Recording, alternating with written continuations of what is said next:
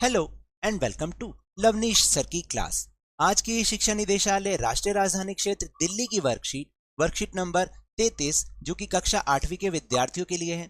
यह ली गई है सामाजिक विज्ञान के इतिहास विषय से और इसमें हम फिर से एक बार पाठ नंबर 9 राष्ट्रीय आंदोलन का संगठन 1870 के दशक से 1947 तक को जारी रख रहे हैं। तो देखिए, आज हम एक बार फिर से इस पाठ को समझ रहे हैं क्योंकि पिछली कुछ वर्कशीट से हम इस पाठ को समझ रहे हैं और बहुत सारे टॉपिक हमने इसके समझे भी हैं। आज कौन सा टॉपिक है देखते हैं इस वर्कशीट में। तो शुरुआत करते हैं मेरे साथ और समझने की कोशिश करते हैं। सबसे पहला टॉपिक है जन राष्ट्रवाद का उदय। पिछली वर्कशीट में हमने राष्ट्रवाद समझा था, यानी राष्ट्रीयता की भावना लोगों में पैदा हो रही थी। अब वो जन राष्ट्रवाद में कैसे बदल रहा था देखते हैं एक बार। देखिए, 1919 के बाद अंग्रेजों के खिलाफ चल रहा संघर्ष धीरे धीरे एक जन आंदोलन में तब्दील होने लगा। 1919 के बाद क्यों, याद है ना, 13 अप्रैल 1919 में एक ऐसी घटना हुई थी, जलियांवाला बाग हत्याकांड, जिसके बाद हर भारतीय के मन में अंग्रेजी सरकार के प्रति क्रोध भर चुका था। और इसी हत्याकांड के बाद अब ये संघर्ष जन आंदोलन में बदलता चला गया। जन आंदोलन में कैसे बदला? क्योंकि इसमें किसान, मजदूर, आदिवासी, विद्यार्थी और महिलाएं बड़ी संख्या में इस आंदोलन से जुड़ते चले गए। तो जिस आंदोलन में समाज का हर वर्ग जुड़ता चला जाता है तो उस आंदोलन को हम जन आंदोलन कहने लग जाते हैं। और फिर इस पर प्रथम विश्व युद्ध का भी प्रभाव पड़ा था, क्योंकि प्रथम विश्व युद्ध 1914 से 1918 तक हुआ था। ठीक है, तो वो जो युद्ध हुआ, उसकी जो घटनाएं हुई, उन सब का प्रभाव भी इस आंदोलन पर, जो जन आंदोलन बनता जा रहा था, इस पर बहुत ज़्यादा पड़ा।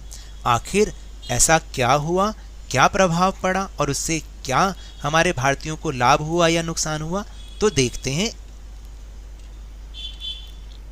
देखिए क्या हुआ। इस युद्ध की वजह से ब्रिटिश भारत सरकार के रक्षा व्यय में भारी इजाफा हुआ। यानी जब ये प्रथम विश्व युद्ध हुआ तो जो ब्रिटिश भारत सरकार थी उसका रक्षा व्यय, यानी सैनिकों पर, टैंकों पर, जो युद्ध का सामान होता है ना, उस पर जो खर्चा होता है, उसमें बहुत भारी इजाफा हुआ। मतलब वो बढ़ चुका था, उस पर पैसा ज़्यादा खर्च हो रहा था। इस खर्चे को निकालने के लिए सरकार ने निजी आय और व्यावसायिक मुनाफे पर कर बढ़ा दिया। अब सरकार ने क्या किया, खर्चा कैसे निकाले, इसलिए उन्होंने क्या किया, जो निजी आय थी, निजी इनकम थी किसी व्यक्ति की, और जो उनके व्यवसाय से मुनाफा आता था, उन पर टैक्स बढ़ा दिया।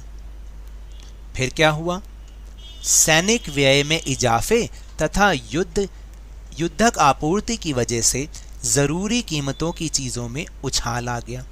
तो सैनिक व्यय में इजाफा हो गया, यानी सेना पर जो खर्चा होना था उसमें बहुत ज़्यादा बढ़ोतरी हो गई। और जो युद्ध से बना सामान होता है उसकी वजह से क्या हुआ, जो ज़रूरी चीज़ें थी उनकी कीमत बढ़ गई, क्योंकि उनकी अब कमी होने लगी। सारा ध्यान क्योंकि युद्ध बनाने वाली सामग्री पर चला गया था।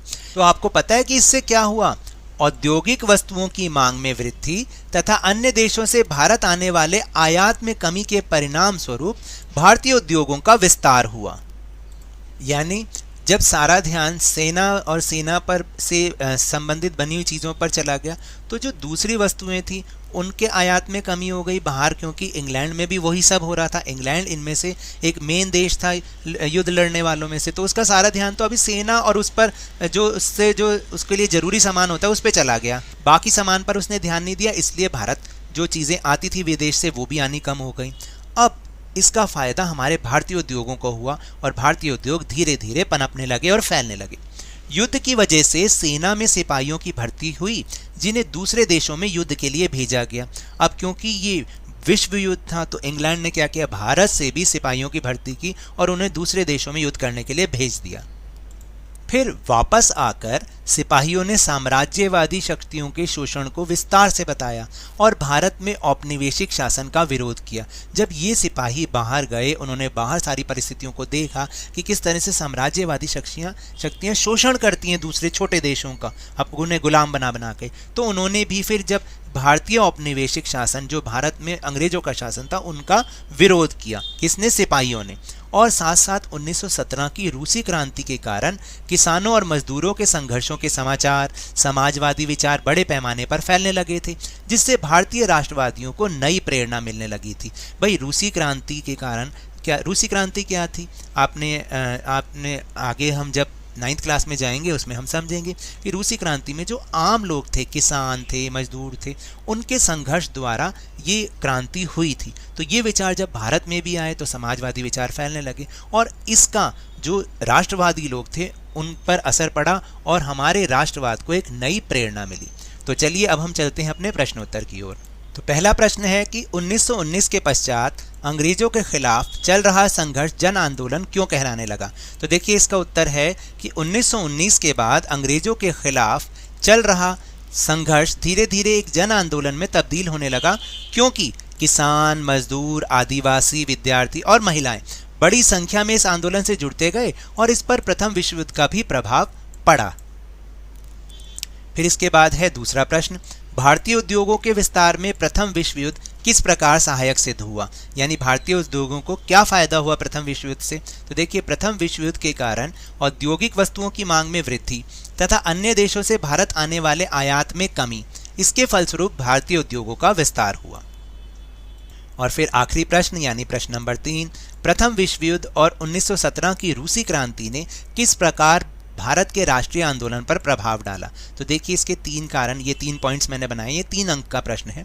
युद्ध की वजह से सेना में सिपाहियों की भर्ती हुई, जिन्हें दूसरे देशों में युद्ध के लिए भेजा गया।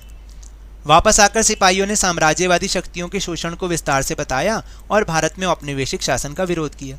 फिर तीसरा पॉइंट है कि 1917 की रूसी क्रांति के कारण किसानों और मजदूरों के संघर्षों के समाचार, समाजवादी विचार बड़े पैमाने पर फैलने लगे थे, जिससे भारतीय राष्ट्रवादियों को नई प्रेरणा मिलने लगी।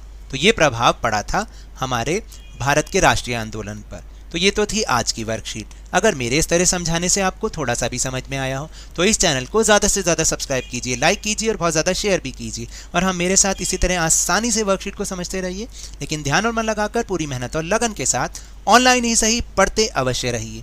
और अगर आपको कोरोना वायरस को हराना है तो मास्क अभी भी ज़रूर लगा के रखिए और जब भी संभव हो, जब भी उपलब्ध हो, इसकी वैक्सीनेशन अवश्य कराएं, क्योंकि कोरोना को हराना है और ज़िंदगी को एक बार फिर से सुहाना बनाना है। इसी उम्मीद के साथ बहुत बहुत धन्यवाद।